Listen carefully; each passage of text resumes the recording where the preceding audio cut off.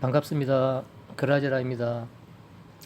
오늘은 실내에서 일전에 한번 말씀드렸듯이 바다 상황이 좋지 않고 그러면 제가 제로조법에 관련돼서 설명을 좀 한번 드린다 했지 않습니까?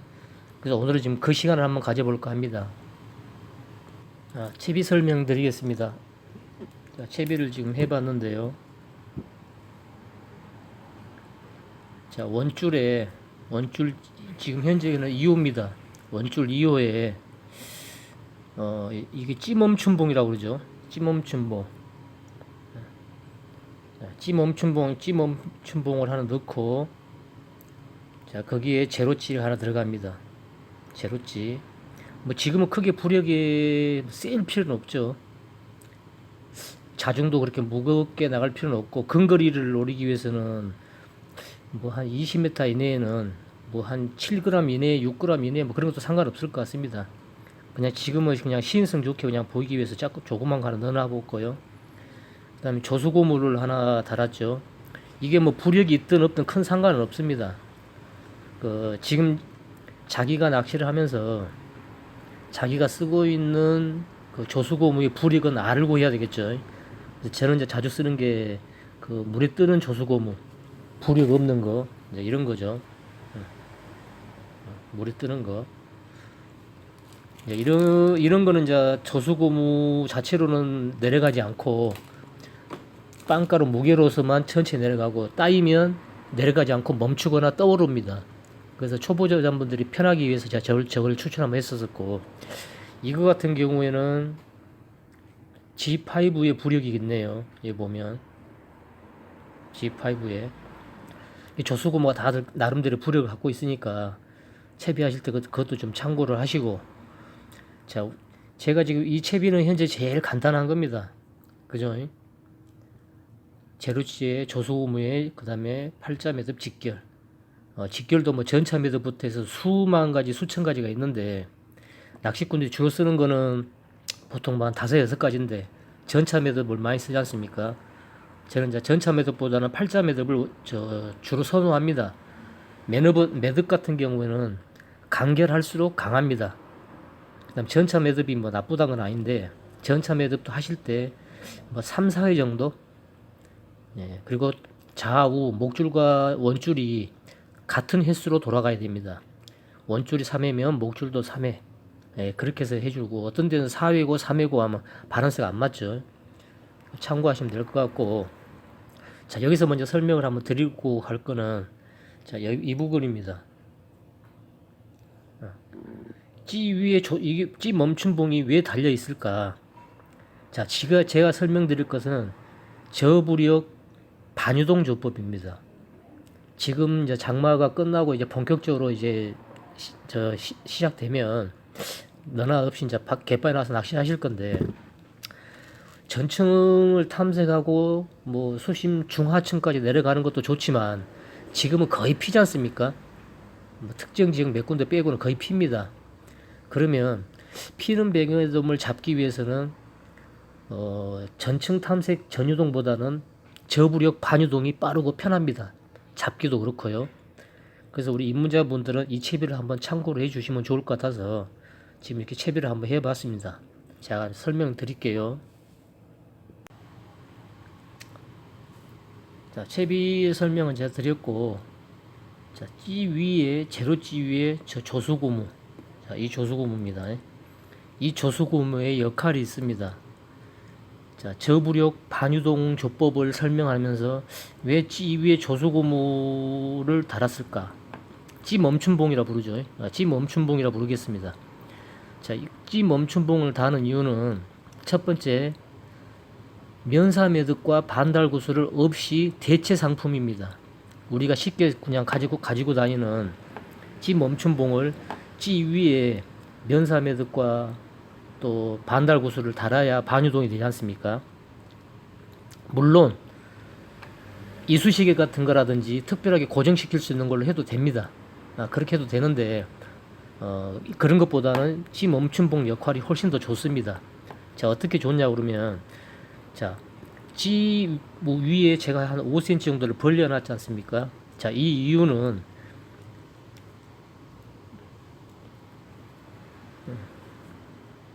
자, 바닥에 누워서 미끼가 들어가면 착수해서 이게 서서히 내려갑니다. 이렇게. 그죠?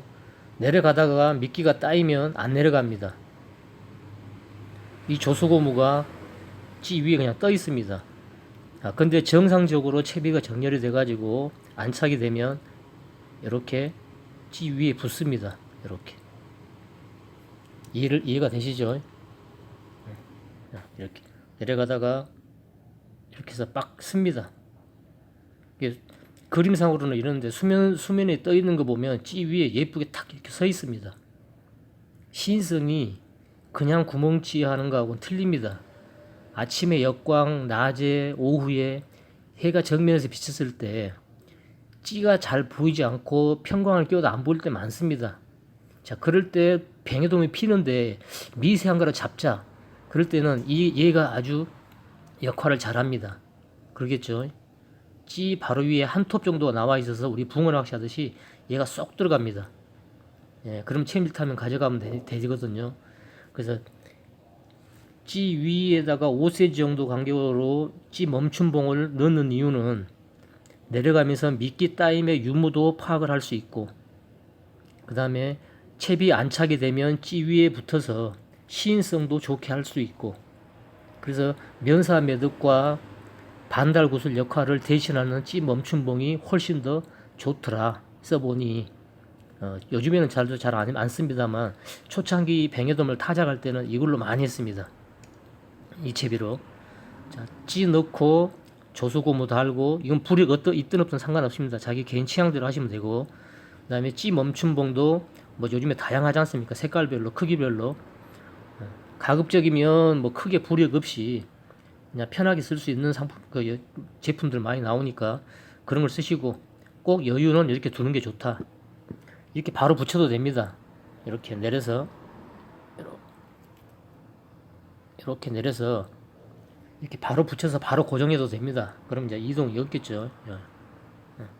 이게 되는데 이렇게 하면 채비 따임이나 어떤 그런 간격을 볼 수가 없습니다. 자, 그래서 이런 채비는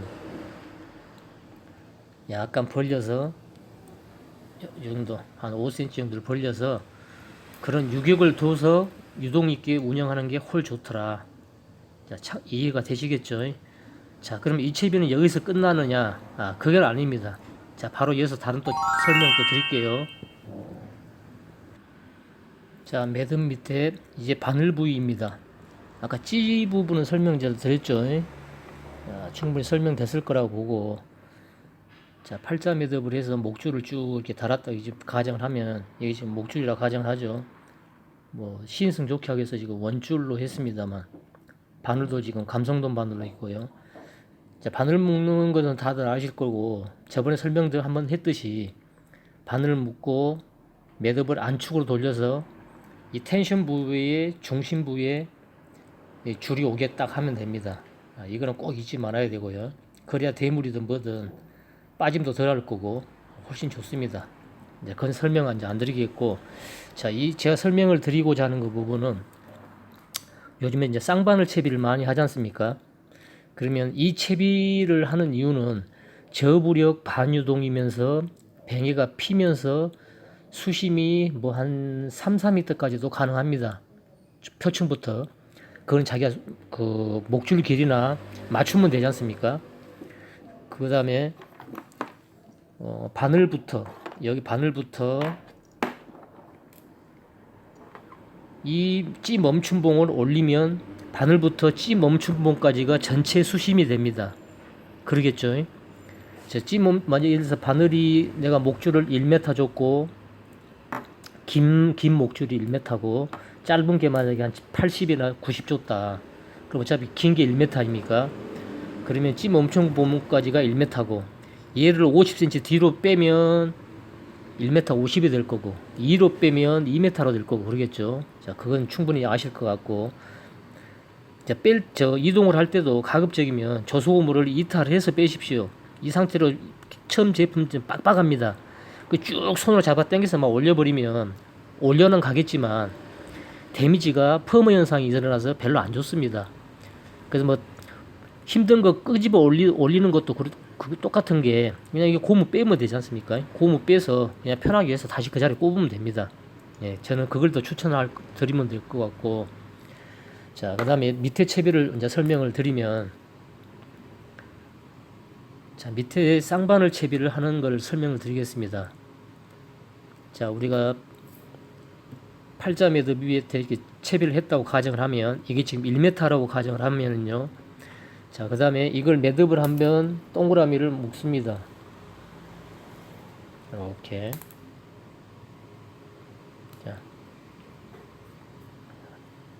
자, 보이시죠? 자, 매듭. 자, 동그란 매듭을 하나 해 놓은 다음에, 자, 그 다음에, 자, 채비를 제가 해 놨는데, 자, 보면, 자, 이겁니다. 자, 바늘 똑같이 하나 묶고, 조수고무를 또 하나 넣습니다. 이해가 됐죠? 자, 조수고무를 반대 방향에서 매듭을 한번 만듭니다.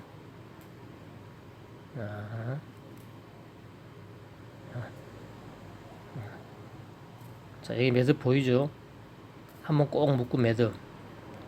자, 이 매듭을 이게 지금 목줄입니다. 얘도 지금 목줄이고요. 목줄에 격가지 채비로 한 컷 들어간다 이겁니다. 자, 그러면 이 원 안으로 매듭 묶은 부분을 통과를 시킵니다. 자, 이게 통과됐죠? 자, 그죠? 자, 이해됐죠? 자, 통과가 됐으면 이 원 있는 것을 묶어버립니다. 꼭 이렇게 해서 꼭 묶어버립니다. 자, 그러면 격까지 있는 매듭이 밖으로 빠져나갔지 않습니까? 야를 쭉 당겨옵니다. 살며시. 그럼 매듭이 매듭에 걸려서 밖으로 빠져나오지 않겠죠. 현재 이 상태가 됩니다. 자, 그러면 위로 한번 나머지 짜투리 줄에서 위로 한번 살짝 묶고요. 또 오랜만에 하니까 더디네 손이. 자, 위로 한번 살짝 묶고, 그 다음에 밑으로도 한번 살짝 묶고, 그러면 이제 안 빠져나가겠죠. 자, 살짝 이렇게 한번 묶습니다. 그럼 전체적인 매듭이 3번 만났겠죠. 그죠? 자, 그러면 짜투리는 자릅니다. 자, 그러면 이렇게 격가지가 됩니다. 이렇게. 자, 그런 다음에 이 찌 멈춤봉을 매듭 있는 쪽으로 쭉 올립니다. 자, 그럼 이렇게 됩니다.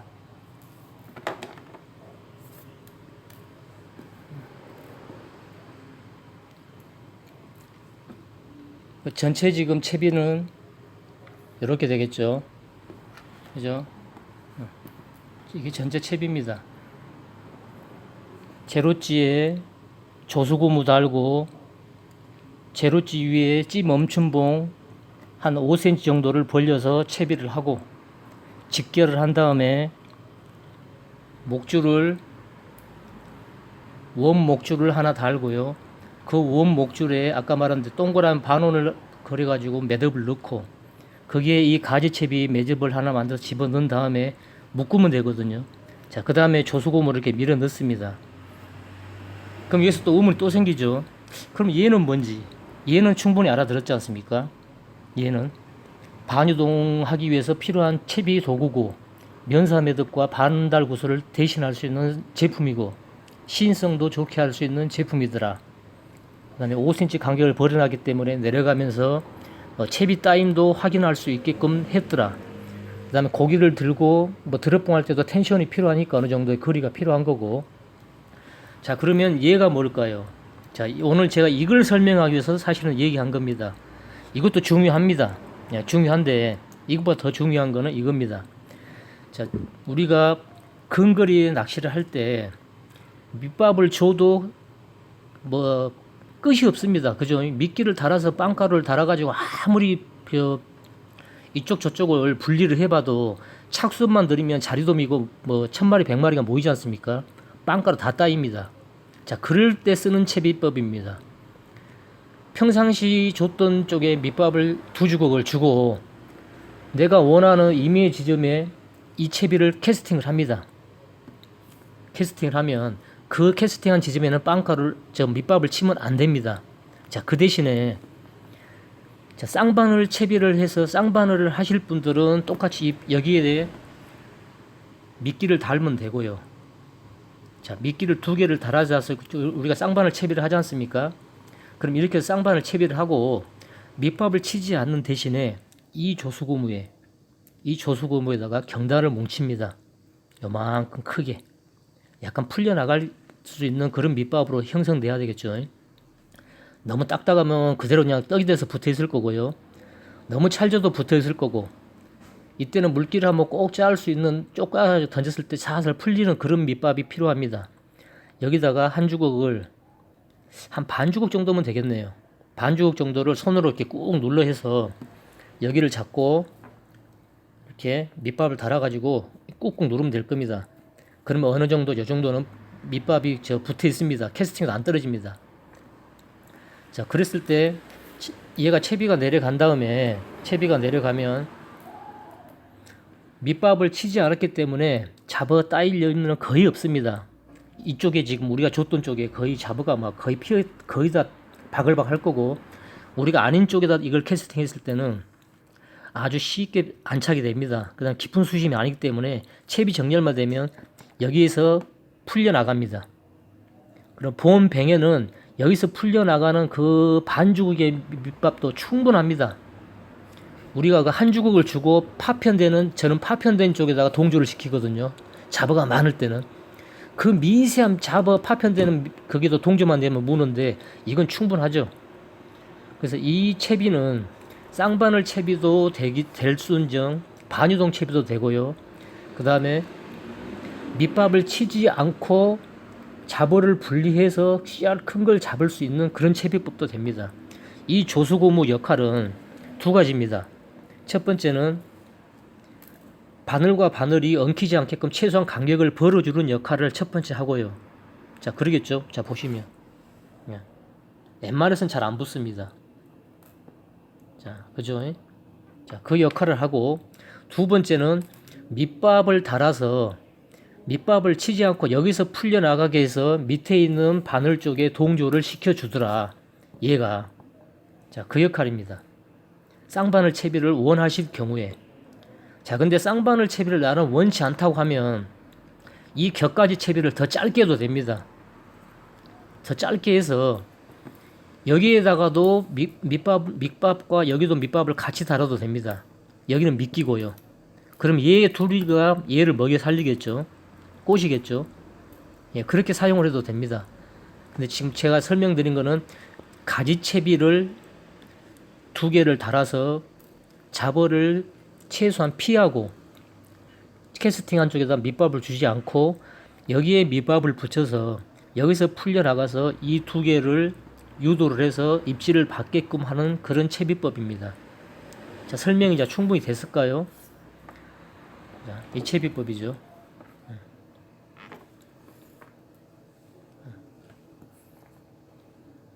그래서 오늘 제가 설명을 드리는 거는 저부력 반유동 조법이면서 쌍바늘 채비, 그 다음에 밑밥을 치지 않고 따로 분리해서 할 수 있는 그런 채비, 이걸 설명드리려고 오늘 이 영상을 촬영하게 됐습니다.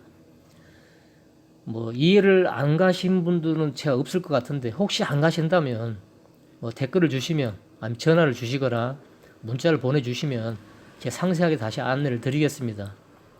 영상 끝까지 시청해 주셔서 감사드리고, 날씨가 이제 조금씩 좋아지면 다음 주 초라도 현장에 나가서 밑밥 동조 기초편까지 제가 영상을 찍어서 올려드렸고, 이제 응용편, 뱅에가 피었을 경우에, 그 다음에 물살이 센데 뱅에가 피어서 조금 멀리 공략해서 거기서 동조를 받을 수 있는 어떤 그런 구간 동조, 어떤 그런 쪽으로 설명을 다시 한번 드려볼까 합니다. 자, 오늘은 여기까지 설명을 좀 드리고, 다음 영상에서 다시 또 뵙겠습니다. 자, 구독과 좋아요 부탁드리겠고요. 자, 저는 그만 물러갑니다. 감사합니다.